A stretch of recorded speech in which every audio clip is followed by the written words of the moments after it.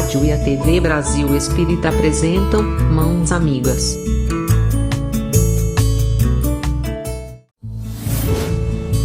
Apresentação: Rilvane de Carvalho.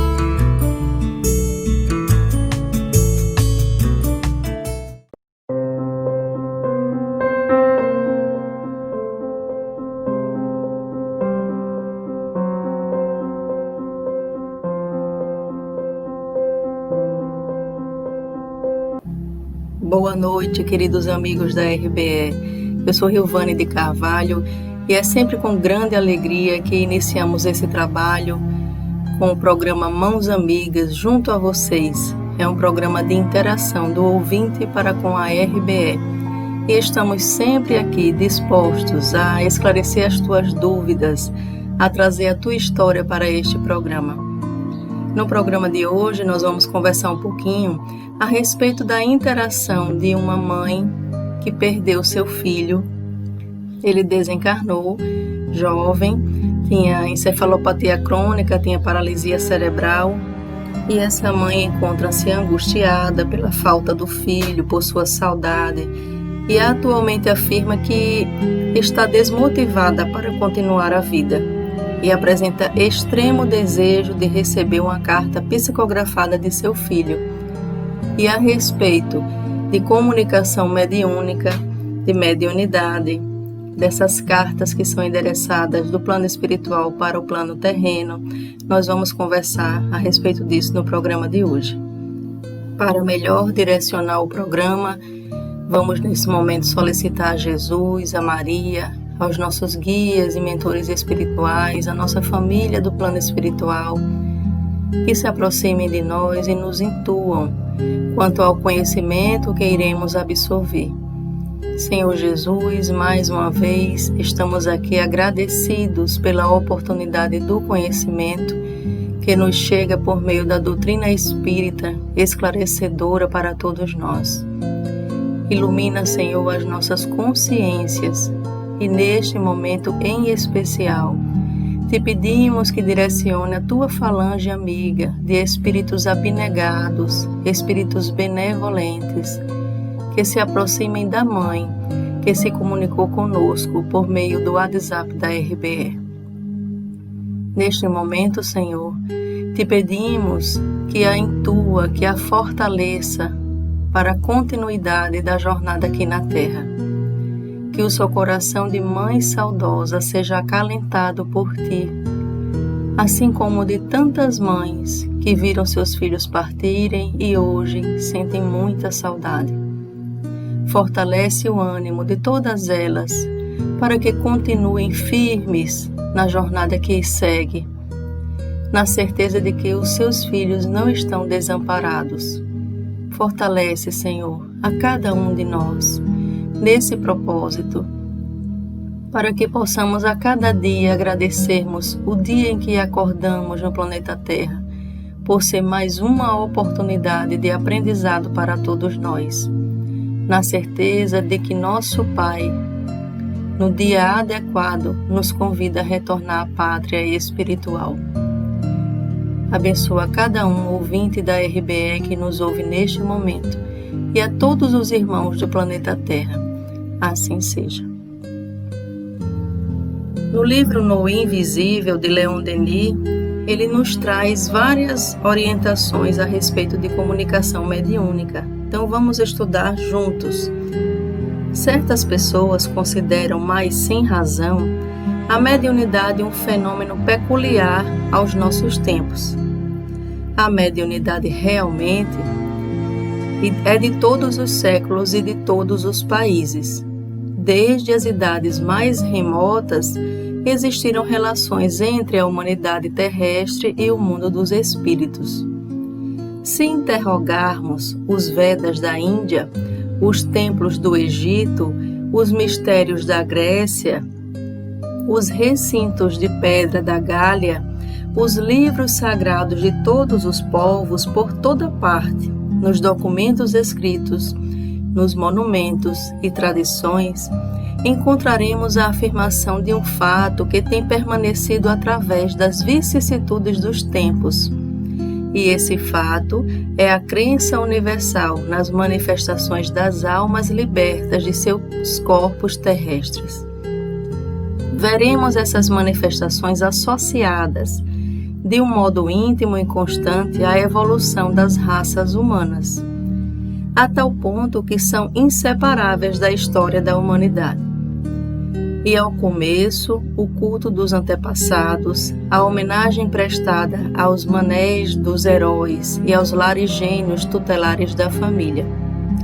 Erigem-lhes altares, dirigem-lhes invocações. Depois o culto se estende a todas as almas amadas, ao esposo, ao filho, ao amigo falecido. Segundo Lucano, as sombras dos mortos se misturam com os vivos, deslizam pelas ruas e se introduzem nas habitações. Aparecem, falam, na vigília como no sonho, e revelam o futuro. A telepatia, a premonição, a psicografia, as materializações de fantasmas são abundantes por toda a parte e sempre. Em Delfos, em Eleusis, o Espírito inspira a Pitia, a convulsa, e lhes dita seus oráculos. Nas praias da Jônia, sob a brancura dos mármores, ao murmúrio das vagas azuis, Pitágoras ensina aos iniciados os divinos mistérios e, pelos lábios de Teoclésia adormecida, conversa com os gênios invisíveis. Em Endor, a sombra de Samuel responde às invocações de Saul. Um gênio previne a César, na véspera de sua morte, que não vá ao Senado, e mais tarde, quando Domiciano cai sob o ferro dos conjurados, da extremidade da Europa, Apolônio de Tiana assiste em visão a esse drama sangrento. Nos círculos de pedras da Gália, sobre a fronde sombria dos carvalhos ou nas linhas sagradas em torno das quais ruge espumante o oceano, e até nos templos da América Central, a comunhão das almas se efetua. Por toda parte a vida interroga a morte e esta responde. Sem dúvida, os abusos, as superstições pueris, os sacrifícios supérfluos se misturam com os cultos dos invisíveis, mas nesse íntimo comércio aurem os homens novas forças. Sabem que podem contar com a presença e o amparo dos que amavam, e esta certeza os torna mais firmes em suas provações. Até o momento, Leon Denis nos abre esse leque de conhecimentos, nos afirmando, nos orientando e nos trazendo dados históricos de que a mediunidade não veio com a doutrina espírita. Ela faz parte da natureza humana. Então, desde que nós estamos habitando no planeta material, nós temos sim esse contato com o plano espiritual. E isso não é um privilégio ou algo direcionado apenas aos espíritas. Qualquer um de nós, espíritos encarnados, nós temos sim nossas sensibilidades, nossas relações com o plano invisível. E aqui está Leon Denis nos provando isso. Em tempos remotos, essa comunicação sempre existiu. E ele nos diz ainda que a partir desse contato, nós aprendemos a não mais temer a morte. Porque esse temor, meus irmãos, tem muito a ver com o esquecimento de quem nós realmente somos. A partir do momento que nós esquecemos que somos espíritos e pensamos mais que somos um corpo, então, a partir daí, nós começamos a temer as comunicações mediúnicas, a palavra espírito. Inclusive, existem muitos dos nossos irmãos que apenas acreditam no contato espiritual de espíritos enfermos, de espíritos embrutecidos, ignorantes, espíritos inferiores. Se Deus é bom, por que permitiria apenas a aproximação, a má intuição que um espírito mau pode nos dar? Se Deus é bom, por que não permitiria a aproximação dos bons espíritos? A nos intuírem, a nos auxiliarem, a caminharem conosco. E Leon Denis continua dizendo que os laços de família se fortalecem com isso intimamente. A partir do momento que nós reconhecemos a nossa condição de espíritos imortais, nós vamos desmistificando todo esse medo que nos rodeia e começamos a entender que existem parentes nossos, familiares, que estão próximos de nós, que mesmo no plano espiritual se aproximam, nos ajudam, que nós podemos ainda manter esse laço e com isso nós fortalecemos os laços familiares. Ele diz que na China como na Índia, como no território céltico, havia reuniões em dia fixo na Câmara dos Antepassados. São numerosos então os médiuns. Ardente e sua fé, poderosas e variadas, são as suas faculdades e os fenômenos obtidos ultrapassam em intensidade tudo o que observamos em nossos dias. Em Roma, eram instituídas cerimônias públicas em honra dos mortos. A multidão se aglomerava à entrada das criptas. As sibilas praticavam as encantações e dos lugares obscuros, dizem os escritores da época, tal como atualmente dos gabinetes de materialização, via-se emergirem sombras e se apresentarem em plena luz.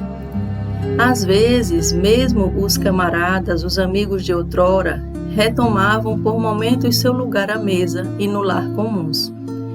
Nos mistérios órficos, dizem Porfírio e Proluz, as almas dos defuntos apareciam sob a forma humana e conversavam com os assistentes.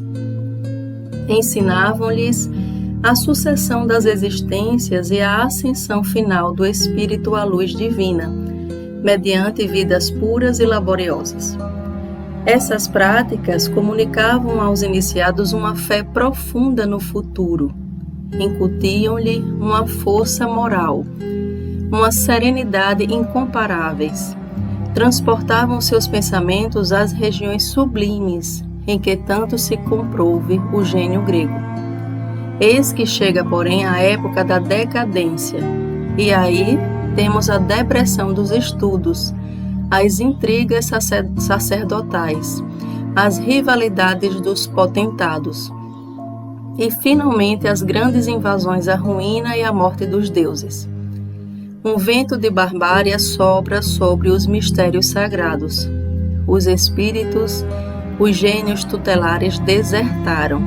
A divina psique, banida dos altares, remontou às celestes regiões. Uma a uma se vão extinguindo à luz do templo. A grande noite, uma noite de 10 séculos, se estende sobre o pensamento humano. Surge, entretanto, o cristianismo. Também ele se baseia nas manifestações de além-túmulo.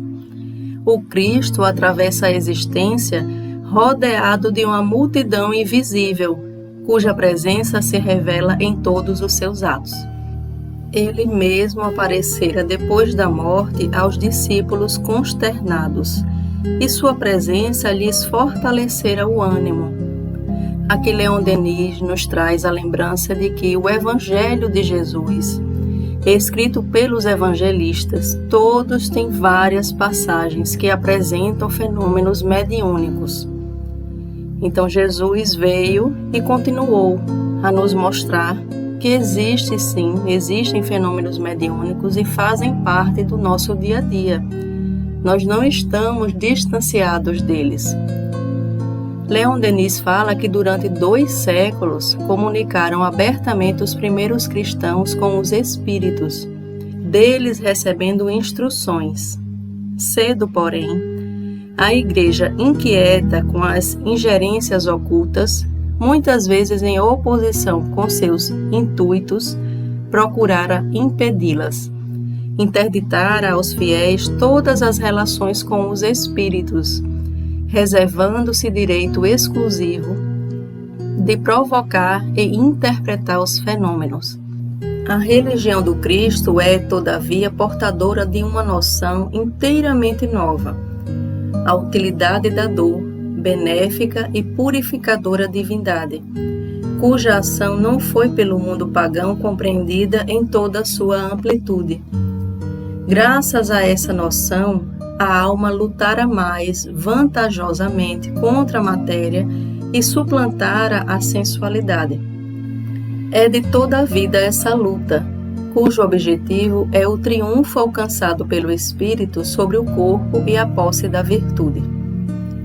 Alguns clérigos ou leigos chegarão a adquirir o poder da fé que domina os sentidos e transporta a alma para além das regiões terrestres, as esferas em que se dilata e exalta o pensamento.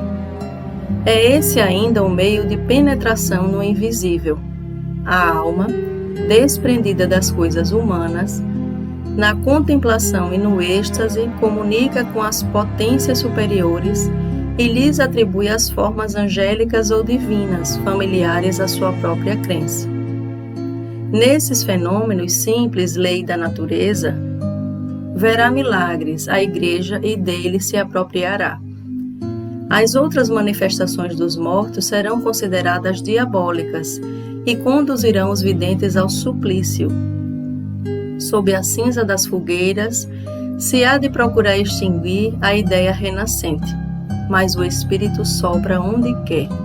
Fora da Igreja, entre os heréticos, prosseguem as manifestações. Com Joana d'Arc vem revestir um caráter de grandeza tal que, diante delas, a crítica mais virulenta hesita, depõe as armas e emudece. Mudaram-se os tempos. No passado, a comunhão das almas foi sobretudo o privilégio dos santuários, a preocupação de alguns limitados grupos de iniciados.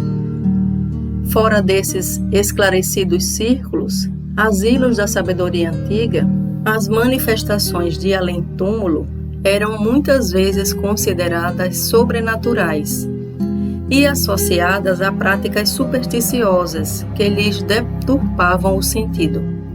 O homem ignorante das leis da natureza e da vida não podia apreender o ensino que sob os fenômenos se ocultava. Nos fenômenos espíritas, dois mundos, cujas organizações e leis conhecidas são diferentes, entram em contato. E assomando a essa linha divisória, a essa fronteira que os separava, mais que desaparece o pensador ansioso, vê desdobrarem-se perspectivas infinitas. Vê bosquejarem-se os elementos de uma ciência do universo muito vasta e mais ampla que a do passado, conquanto seja o seu prolongamento lógico, e essa ciência não vem destruir a noção das leis atualmente conhecidas, mas ampliá-la em vastas proporções, pois que traça ao espírito humano a rota segura que o conduzirá à aquisição dos conhecimentos e dos poderes necessários a firmar em sólidas bases sua tarefa presente e seu destino futuro. São as considerações de Leon Denis. Ele nos traz esses dados tão importantes históricos de que a mediunidade sempre fez parte da história da humanidade, ressaltando que com o advento da doutrina espírita, nós, a partir desse conhecimento que a doutrina espírita nos traz, podemos compreender as manifestações mediúnicas, reconhecendo que todos nós somos espíritos e que a mediunidade faz parte da nossa essência. A doutrina espírita nos revela uma conexão perfeita, harmônica, estabelecida do plano espiritual para com o plano material. Nós estamos, quando encarnados, imersos num plano material, mas não deixamos de ter o contato com os espíritos todos que nos rodeiam, que estão sempre ao nosso lado. E nós, como espíritos, podemos, a partir desse despertar da consciência, perceber melhor as influências que estão ao nosso redor.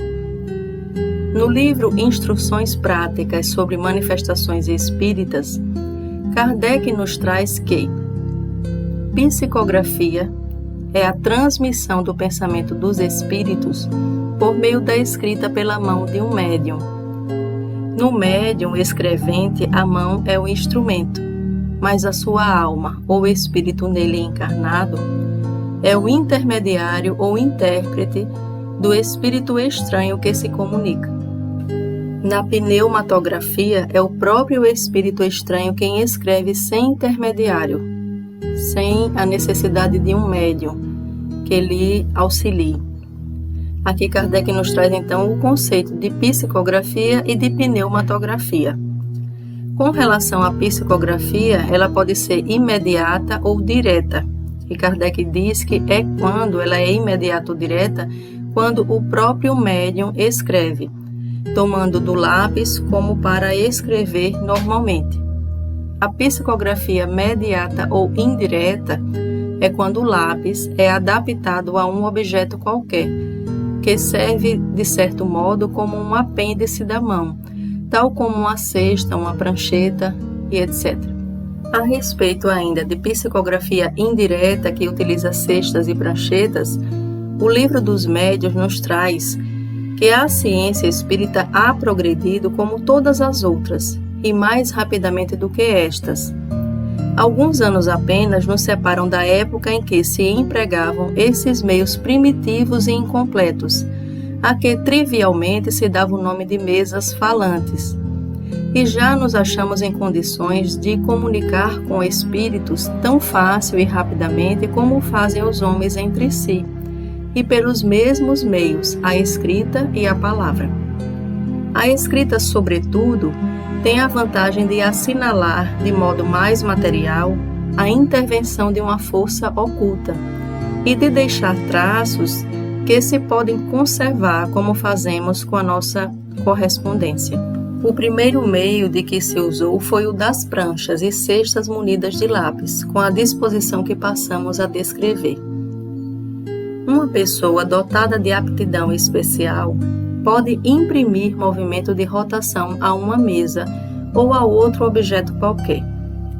Tomemos, em vez de uma mesa, uma cestinha de 15 a 20 centímetros de diâmetro, de madeira ou de vime. A substância pouco importa.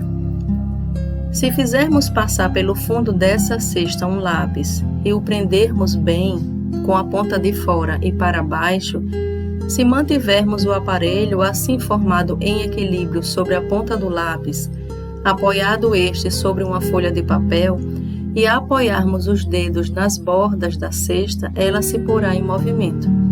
Mas em vez de girar, fará que o lápis percorra em diversos sentidos o papel, traçando ou riscos sem significação ou letras. Se evocar um espírito que queira comunicar-se, ele responderá não mais por meio de pancadas, como na tipitologia, porém escrevendo agora palavras. O movimento da cesta já não é automático, como no caso das mesas girantes, torna-se inteligente.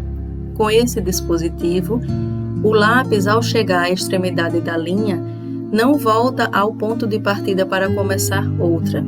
Continua a mover-se circularmente, de sorte que a linha escrita forma uma espiral, tornando necessário voltear muitas vezes o papel para se ler o que está grafado. Nem sempre é muito legível a escrita assim feita, por não ficarem separadas as palavras. Entretanto, o médium, por uma espécie de intuição, facilmente a decifra. Por economia, o papel e o lápis comum podem ser substituídos por uma lousa com respectivo lápis. Designaremos este gênero de cesta pelo nome de cesta-peão. Às vezes, em lugar da cesta, emprega-se um papelão muito semelhante às caixas de pastilhas, formando-lhe o lápis, o eixo, como no brinquedo chamado carrapeta. Muitos outros dispositivos se têm imaginado para a obtenção do mesmo resultado. O mais cômodo é o que a chamaremos cesta de bico, e que consiste em adaptar-se à cesta uma haste inclinada, de madeira, prolongando-se 10 a 15 centímetros para o lado de fora, na posição do mastro de gurupés numa embarcação. Por um buraco aberto na extremidade dessa haste ou bico, passa-se um lápis bastante comprido, para que sua ponta assente no papel. Pondo o médium os dedos na borda da cesta, o aparelho todo se agita e o lápis escreve, como no caso anterior, com a diferença, porém, de que, em geral, a escrita é mais legível, com as palavras separadas e as linhas sucedendo-se paralelas, como na escrita comum, por poder o médium levar facilmente o lápis de uma linha a outra. Obtém-se, assim, dissertações de muitas páginas tão rapidamente como se escrevesse com a mão. Ainda por outros sinais inequívocos, se manifesta a miúde a inteligência que atua. Chegando ao fim da página, o lápis faz espontaneamente um movimento para virar o papel, se ele se quer reportar a uma passagem já escrita, na mesma página ou noutra, procura com a ponta do lápis, como qualquer pessoa faria com a ponta do dedo, e sublinha-a. Se, enfim, o espírito quer dirigir-se a alguém, a extremidade da haste de madeira se dirige para esse alguém. Por abreviar, exprimem-se frequentemente as palavras sim e não, pelos sinais de afirmação e negação que fazemos com a cabeça. Se o espírito quer exprimir cólera ou impaciência, bate repetidas pancadas com a ponta do lápis, e não raro a quebra. Em vez de cesta, algumas pessoas se servem de uma espécie de mesa pequenina, feita de propósito, tendo de 12 a 15 centímetros de comprimento, por 5 a 6 de altura, a 3 pés, a um dos quais se adapta um lápis. Os 2 outros são arredondados ou munidos de uma bola de marfim, para deslizar mais facilmente sobre o papel. Outros se utilizam apenas de uma prancheta de 15 a 20 centímetros quadrados, triangular, oblonga ou oval. Num dos bordos, há um furo oblíquo para introduzir-se o lápis. Colocada em posição de escrever, ela fica inclinada e se apoia por um dos lados do papel. Algumas trazem desse lado rodízios para lhe facilitarem o movimento. É de ver-se, em suma, que todos esses dispositivos nada têm de absoluto. O melhor é o que for mais cômodo. Com qualquer desses aparelhos, quase sempre é preciso que os operadores sejam 2, mas não é necessário que ambos sejam dotados de faculdades mediúnicas. Um serve unicamente para manter o equilíbrio e poupar ao médium o excesso de fadiga. E até agora nós estudamos a respeito da psicografia indireta, que está contido no Livro dos Médiuns. E com relação à psicografia direta, ou manual, eles nos dizem: chamamos psicografia indireta a escrita assim obtida em contraposição à psicografia direta ou manual, obtida pelo próprio médium. Para se compreender este último processo, é mister levar em conta o que se passa na operação. O espírito que se comunica atual sobre o médium e, debaixo dessa influência, move maquinalmente o braço e a mão para escrever, sem ter, é pelo menos o caso mais comum, a menor consciência do que escreve. A mão atua sobre a cesta e a cesta sobre o lápis. Assim não é a cesta que se torna inteligente. Ela não passa de um instrumento manejado por uma inteligência, não passa realmente de uma lapiseira, de um apêndice da mão, de um intermediário entre a mão e o lápis. Suprima-se esse intermediário, coloca-se o lápis na mão, e o resultado será o mesmo, com um mecanismo muito mais simples, pois que o médium escreve como faz nas condições ordinárias, de sorte que toda pessoa que escreve, com o concurso de uma cesta, prancheta ou qualquer outro objeto, pode escrever diretamente.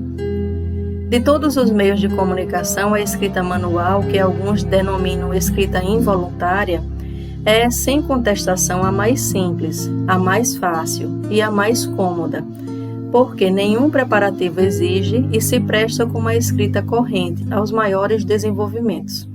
Nos primeiros tempos das manifestações, quando ainda ninguém tinha sobre o assunto ideias exatas, muitos escritos foram publicados com este título: Comunicações de uma mesa, de uma cesta, de uma prancheta, etc. Hoje bem se percebe o que tais expressões têm de impróprias ou errôneas, abstração feita do caráter pouco sério que revelam.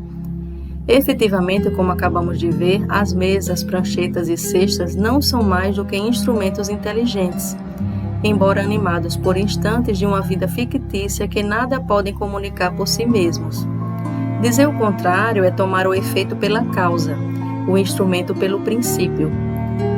Fora o mesmo que um autor declarar no título da sua obra tê-la escrito com uma pena metálica ou com uma pena de pato. Esses instrumentos, ao demais, não são exclusivos. Conhecemos alguém que, em vez da cesta peão que acima descrevemos, se servia de um funil, em cujo gargalo introduzia o lápis. Ter-se-ia então podido receber comunicações de um funil do mesmo modo que uma caçarola ou de uma saladeira. Se elas são obtidas por meio de pancadas com uma cadeira ou uma bengala, já não há uma mesa falante, mas uma cadeira ou uma bengala falantes. O que importa se conheça não é a natureza do instrumento, e sim o modo de obtenção. Se a comunicação vem por meio da escrita, qualquer que seja o aparelho que sustente o lápis, o que há para nós é psicografia. Criptologia, se por meio de pancadas. Tomando o espiritismo, as proporções de uma ciência indispensável se lhe torna uma linguagem científica. Estamos, pois, meus irmãos, estudando todos esses dados históricos com relação às comunicações mediúnicas. E com relação aos meios de comunicação da obra de Allan Kardec, o que é o espiritismo, nós vamos ampliar um pouco esse conhecimento. Quanto aos meios, são muito variados e dependem tanto da natureza mais ou menos apurada dos espíritos, quanto das disposições peculiares às pessoas que lhes servem de intermediárias. O mais vulgar, o que se pode chamar universal, consiste na intuição, isto é, nas ideias e pensamentos que eles nos sugerem. É este, porém, um meio pouco apreciável na generalidade dos casos. Outros existem mais materiais.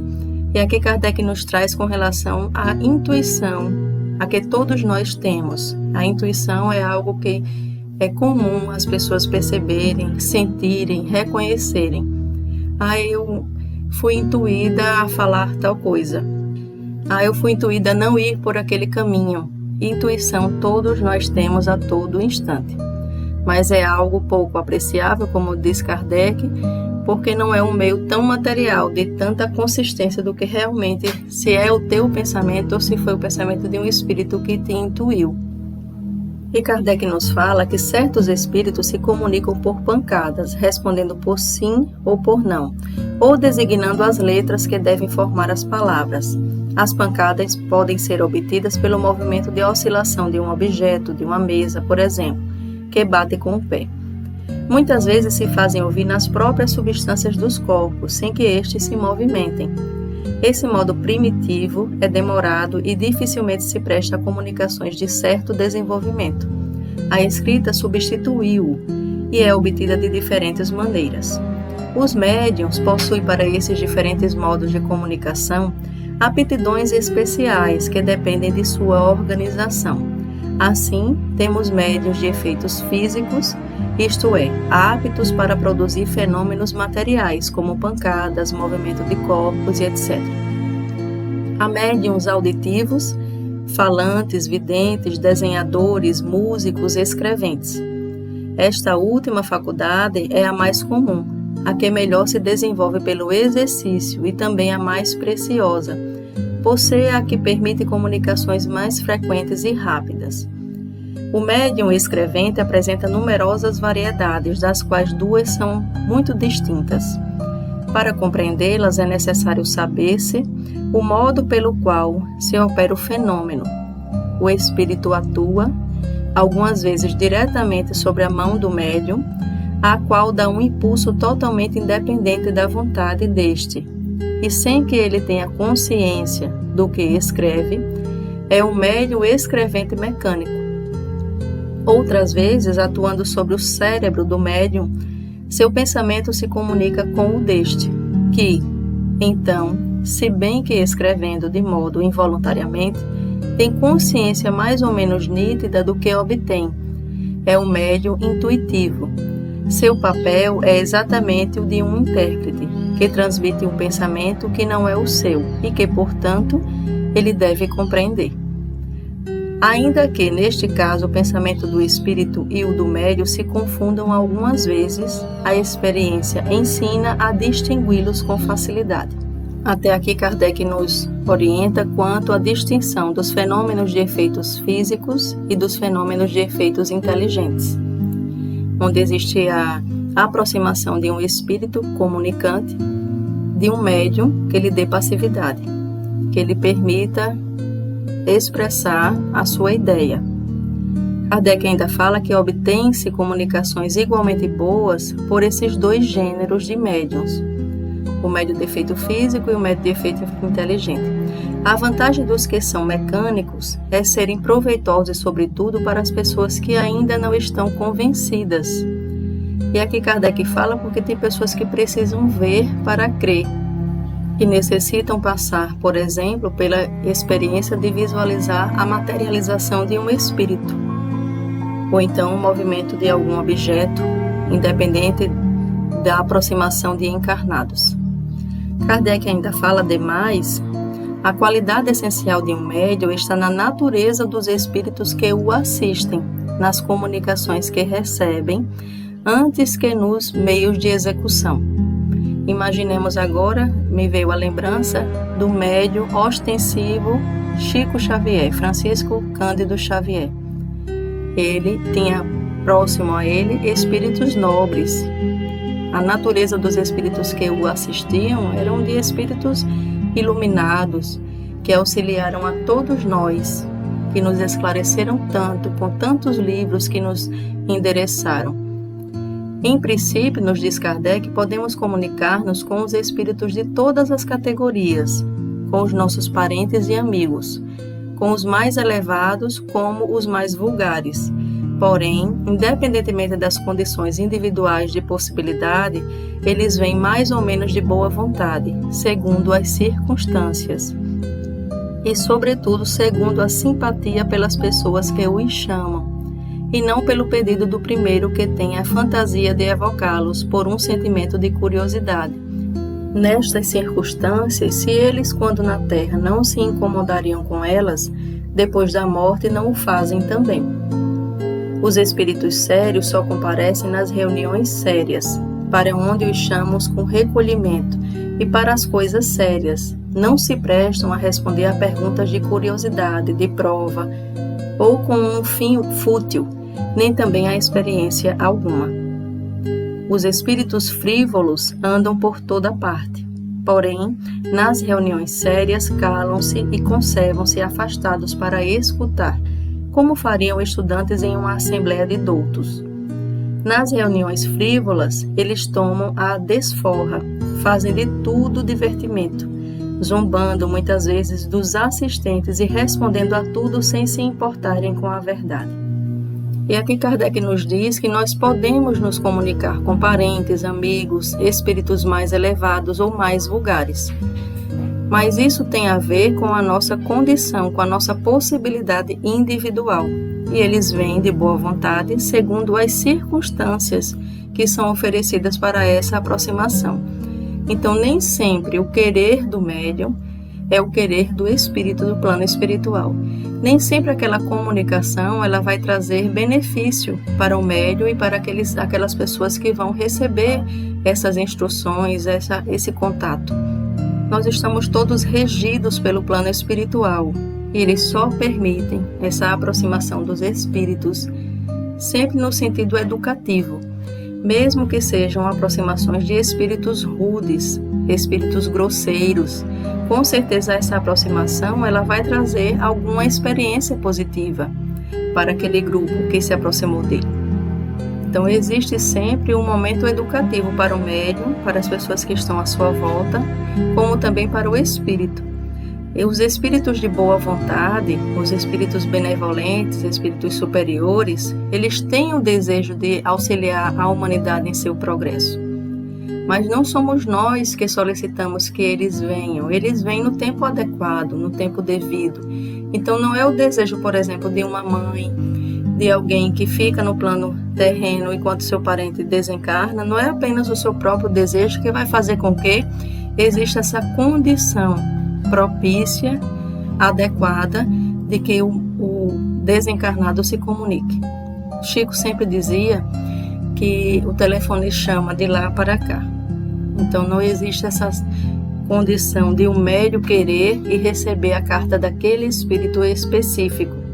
Tudo é regido para o nosso bem. Nós precisamos aquietar o nosso passo, reconhecendo que se for para nós, se for para o nosso bem, a aproximação do espírito e que chegue para nós uma mensagem dele, a espiritualidade vai permitir. Kardec diz que os espíritos denominados batedores e geralmente todos os que produzem manifestações físicas são de ordem inferior, sem por isso serem essencialmente maus, possuem uma aptidão de alguma sorte especial para os efeitos materiais. Os espíritos superiores não se ocupam com essas coisas, assim como os sábios da terra não se entregam a exercícios de força muscular. Quando aqueles precisam que tais efeitos se deem, lançam mão dos atrasados, como nós nos servimos dos trabalhadores para os serviços pesados. Aquele quer dizer que se o espírito superior, o espírito nobre, necessitar de uma comunicação, de expressar algo de efeito físico, ele vai solicitar auxílio daqueles espíritos que permitem esse efeito. Então, em geral, são espíritos de ordem inferior. No livro Instruções Psicofônicas, de autoria de espíritos diversos, psicografados pelo médium Francisco Cândido Xavier, nós temos a conceituação de médium. Então, médium, do latim medium, meio, intermediário, é uma pessoa acessível à influência dos espíritos e mais ou menos dotada da faculdade de receber e transmitir suas comunicações. Para os espíritos, o médium é um intermediário, é um agente ou instrumento mais ou menos cômodo, conforme a natureza ou o grau da faculdade mediatriz. Essa faculdade é devida a uma disposição orgânica especial, suscetível de desenvolvimento. Distinguem-se diversas variedades de médiums, conforme sua aptidão particular para este ou aquele modo de transmissão, ou tal ou qual gênero de comunicação. Médiuns de influência física, os que têm o poder de provocar manifestações ostensivas, compreendem as seguintes variedades: médiuns motores, que provocam movimento e deslocamento de objetos; médiuns tipitólogos, os que provocam ruídos e golpes vibrados; médiuns de aparição, os que provocam aparições. Entre os médiuns de influência física, distingue-se os médiuns facultativos, isto é, que têm o poder de provocar os fenômenos por um ato da vontade, e os médiuns naturais, os que produzem espontaneamente sem qualquer participação da vontade. Eles estão aí atuando, exercendo a sua mediunidade sem sequer perceber, sem ter o desejo de, por exemplo, ir para uma sessão mediúnica e ali se permitir ser um medianeiro, ser um comunicador. Existem os médiuns de influência moral, os que são mais especialmente aptos a receber e transmitir as comunicações inteligentes, conforme sua aptidão especial.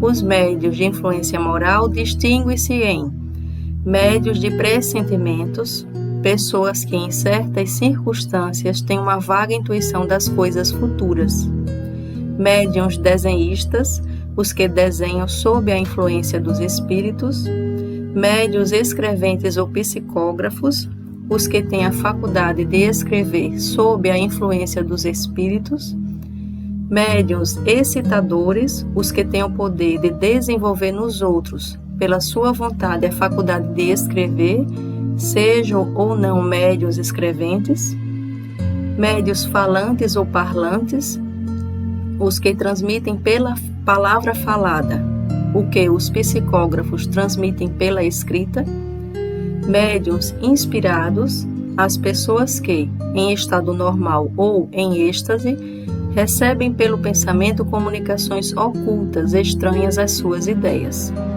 médiuns musicistas, os que escrevem música ou a executam sob a influência dos espíritos, médiuns pneumatógrafos, os que têm a faculdade de obter a escrita direta dos espíritos médios sensitivos ou impressíveis, são as pessoas suscetíveis de sentir a presença dos espíritos por uma vaga impressão de que não se podem dar conta.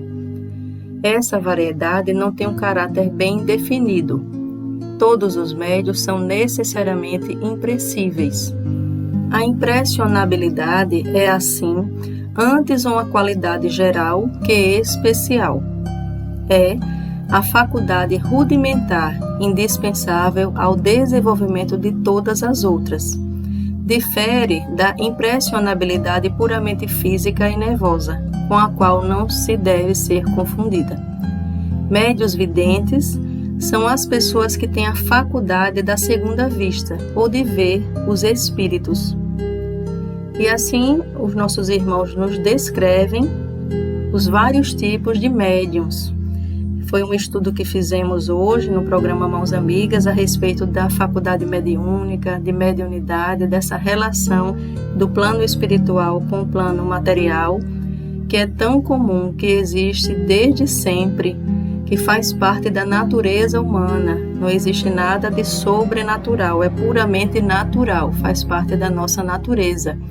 E nós devemos respeitar essa questão da mediunidade, reconhecendo inclusive que quanto melhores nós formos, mais aproximaremos de nós espíritos bons, que nos deem essa condição de nos inspirar ao bem, de produzir boas obras, inclusive nos auxiliam no dia a dia do nosso trabalho, nos intuindo a uma tomada de decisão, nos intuindo a silenciar em alguns momentos. E nós todos, a partir do momento que estabelecemos esse contato direto com o divino que habita em nós, por meio de prece, por meio de boas ações, nós conseguimos estabelecer uma zona de vibração que permita que espíritos bons nos auxiliem mais. Quando nós estamos desregrados, afastados do amor, adoecidos por andarmos em maus caminhos, os nossos irmãos bons, os nossos mentores espirituais não conseguem nos intuir, porque os nossos ouvidos estão fechados a esta intuição. Então, o que é que acontece? Eles se afastam e nós sofremos. Nós começamos a sofrer dores, decepções, amarguras, padeceres. E esses padeceres fazem com que nós nos despertemos para o bom caminho. Quantas pessoas diante da dor lembram de fazer uma prece? Lembram de se comunicar com Deus? Quantos e quantos de nós, quando sofrendo, lembramos de rezar mais, elevar mais o nosso pensamento ao alto? E todo o plano espiritual, aqueles espíritos que têm o interesse do nosso progresso vibram, torcem para que nós despertemos para a luz. E assim consigamos progressivamente observar melhor as intuições, observar melhor todas as nuances do plano espiritual que nos rondam, que nos cercam. No mundo regenerado, as comunicações mediúnicas elas vão ser mais prósperas. Todos nós, a partir do momento que nos elevarmos, que nos aproximarmos mais da espiritualização, do divino, da luz, todos nós conseguiremos estabelecer maiores comunicações com o plano espiritual. Essa distância do plano físico com o plano espiritual reduzirá.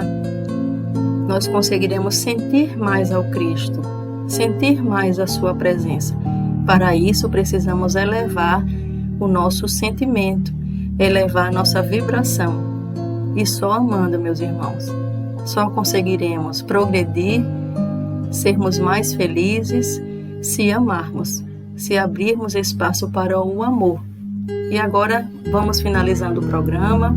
Eu trago para vocês o poema Anjinhos, do poeta Casimiro Cunha, psicografado por Chico no livro Parnaso de Além Túmulo. Tantas obras de Chico, de Divaldo Franco, que são a expressão mais pura da comunicação mediúnica. São médiuns ostensivos, Médiuns que estiveram dispostos. Chico e Divaldo Franco são 2 exemplos de médiuns que vieram com o propósito de auxiliar a humanidade. E como eles foram persistentes, disciplinados nesse propósito, a espiritualidade amiga se aproximou deles. E tantas obras vieram dessas mãos benevolentes.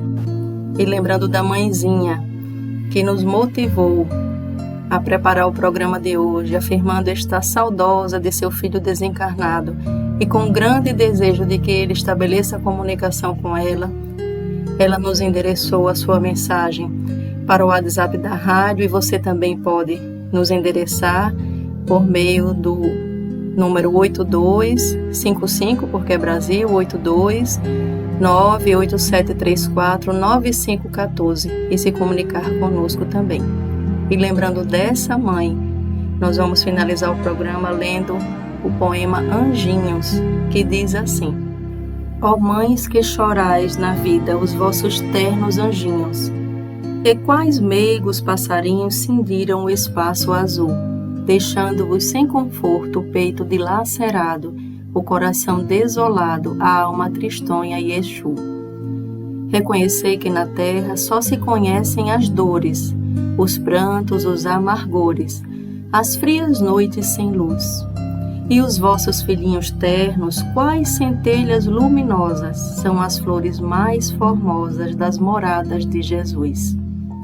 São mensageiros felizes nas radiantes alturas, em meio das luzes puras de outras rútilas esferas, resplandecendo imortais nos espaços deslumbrantes, quais reflexos brilhantes das selinas primaveras. Visitam os vossos lares como gênios protetores, ofertando-vos as flores do seu afeto eternal. Osculam-vos ternamente, insuflando-vos coragem, ao transportardes a voragem do abismo negro do mal. Alegrai-vos, pois, ao verdes, quando partem sorridentes, venturosos, inocentes, como fúlgidos clarões, eles farão despertar as alvoradas formosas de luzes esplendorosas dentro em vossos corações. É um lindo poema de Casimiro Cunha que fortalece o coração das mães que viram seus filhos partir. Como Casimiro nos traz, eles não se afastam de nós. Os filhos que amam continuam próximos de suas mães, agora no além-túmulo, no plano espiritual, na pátria onde todos nós um dia retornaremos, para onde iremos. E fiquemos então com esse consolo de que existe sempre esse meio de aproximação entre quem fica e quem vai. Que Jesus, meus irmãos, neste momento, acalente o coração de todos aqueles que sofrem de saudades, na certeza de que a vida prossegue, que no tempo certo, no tempo adequado, todos nos reencontraremos. Façamos a nossa prece em agradecimento a Jesus, fechemos os nossos olhos e agradeçamos ao nosso bom pastor pelo conhecimento que ele permitiu que a humanidade tivesse por meio do Espiritismo. Obrigada, Jesus, porque tu nos consola com o teu amor por meio do conhecimento. Obrigada, Senhor, porque tantos e tantos corações irão ser acalentados pela luz esclarecedora da doutrina espírita. Em especial, neste momento, fortalece o ânimo dessa mãe que endereçou ao programa, a RBE, ao programa Mãos Amigas, a sua mensagem, que ela seja fortalecida na crença de que seu filho não está distante, porque o amor nos aproxima a todos. Auxilia, Senhor, a todas as mães, todos os pais, irmãos, filhos, tios, todos os que sofrem de saudade pelo desencarne de seu ente querido.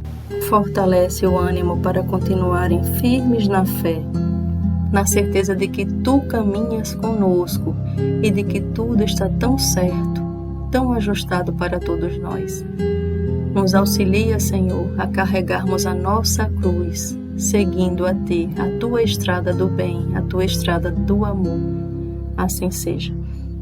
Fiquemos agora com a música Vozes do CD O Amor Vem Pra Ficar, de A Natasha. Um abraço carinhoso em todos vocês, que Jesus os abrace, que Jesus os envolva. Até semana que vem. Tchau, tchau.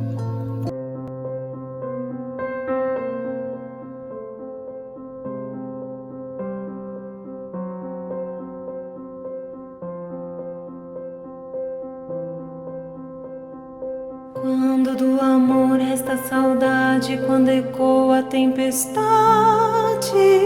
na noite, e o vazio, a dor, a desventura, o rancor e a loucura são mais fortes que a morte. Vem um sopro, um vento, um sentimento, uma voz, um movimento que ninguém jamais percebe. Vem como um clamor vindo de dentro, um sinal, um pensamento do infinito